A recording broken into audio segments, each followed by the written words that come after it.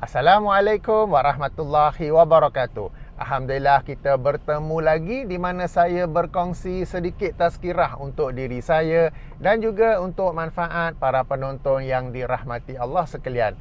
Pada peluang ini saya menyambung hadis yang pernah saya sebut atau beri tazkirah sebelum ini, yang ini hadis yang ke-40 daripada himpunan hadis 40 oleh Imam An-Nawawi rahimahullah. Ia juga merupakan sebuah hadis yang dikeluarkan oleh Imam Al-Bukhari dalam sahihnya, hadis nombor 6416. Ingat tak hadis tersebut, di mana Abdullah ibnu Umar radhiyallahu anhuma berkata bahawa Rasulullah sallallahu alaihi wasallam pernah memegang bahunya lalu bersabda atau berpesan, jadikanlah kamu di dunia seakan-akan orang asing atau pengembara.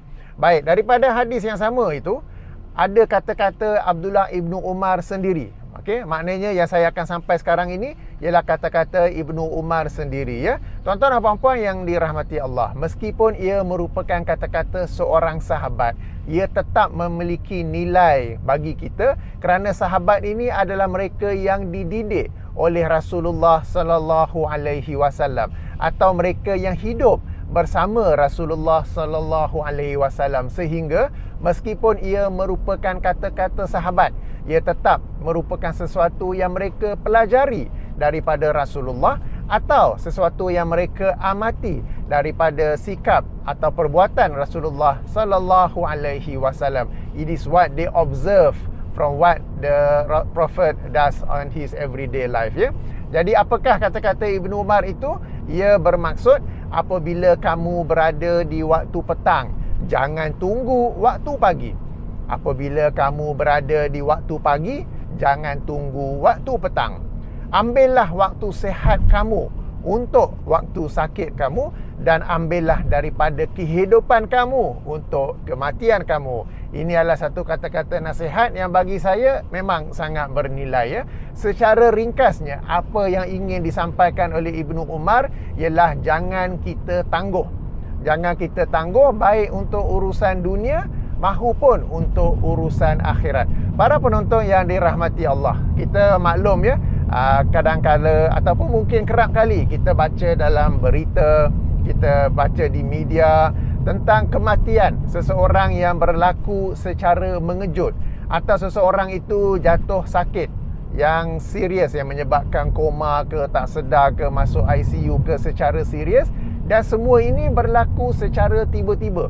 Sebab penyakit ataupun kematian bukanlah sesuatu yang kita boleh jangkakan.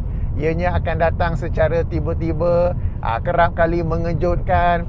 Jadi apabila kita baca berita-berita seperti ini, apabila kita dengar, jangan sekadar ish kesian, ya. Tetapi hendaklah kita ambil iktibar bahawa semua itu boleh juga berlaku kepada diri kita sendiri.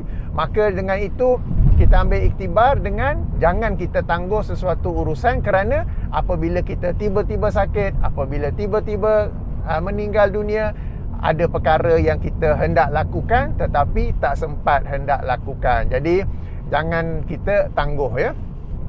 Syekh Muhammad bin Saleh Al-Utsaimin rahimahullah ketika mensyarahkan hadis ini dalam syarahan hadis 40-nya, menerangkan bahawa apa yang disebut oleh Ibnu Umar itu merangkumi urusan dunia dan juga urusan agama ataupun urusan akhirat, ya. Dan perkara ini saya setuju, kerana antara ciri-ciri orang yang berjaya di dunia ini ataupun dalam urusan dunia ialah mereka ini berdisiplin, dan antara disiplin mereka ialah mereka tak suka tangguh-tangguh. Okey, jika mereka ada urusan, ada perkara nak buat, mereka akan cuba buat serta-merta ataupun pada hari itu juga. Sebab kalau kata tangguh ataupun ditangguhkan, akhirnya tak buat, kan? Nak buat, akhirnya tak buat. Ada tak? Kita pun nak buat, akhirnya tak buat, kan? Tertangguh.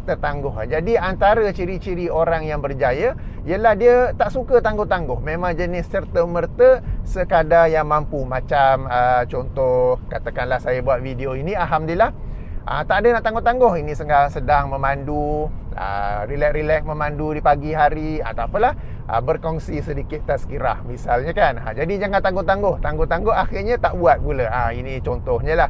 Jadi dalam urusan dunia pun, untuk menjadi seorang yang berjaya, jangan kita tangguh-tangguh, Dan untuk urusan agama, untuk urusan akhirat pun jangan kita tangguh-tangguh. Sebagai contoh, dalam ilmu agama ataupun untuk beramal ibadah, jangan kita tangguh-tangguh. Nantilah aku pencen, nantilah baru nak pergi masjid. Nantilah aku dah pencen, nantilah baru nak belajar balik ke apa ke. Buat serta merta ya, sebab kita tak tahu sempat ke tidak sampai ke umur pencen itu kan.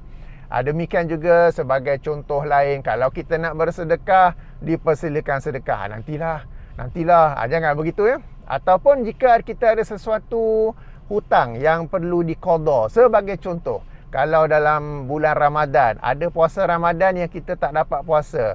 Mungkin kerana sakit, mungkin kerana musafir, mungkin kerana muslimat yang uzur. Maka dah habis Ramadan itu, Syawal terus qada. Jangan tangguh-tangguh. Kan? Jangan tangguh-tangguh sampai Ramadan yang akan datang. Seminggu sebelum, 10 hari sebelum baru nak qada, baru terburu-buru, terkejar-kejar untuk qada. Jangan begitu ya. Sikap seorang muslim yang macam yang dipesan oleh Ibnu Umar tadi ialah segera untuk qada kalau adalah puasa Ramadan untuk diqada itu. Yang ini sebagai contoh. Okey. Jadi inilah beberapa yang ingin saya kongsikan dia. Jadi ringkasnya, apa yang dapat kita pelajari ialah jangan kita tangguh. Apabila kita berada di waktu petang, jangan tunggu hingga pagi esoknya. Jika kita di waktu pagi, jangan tunggu hingga waktu petangnya. Jika ada apa yang kita nak buat, buat terus, jangan tangguh-tangguh. Kalau tangguh, akhirnya jadi tak buat kan.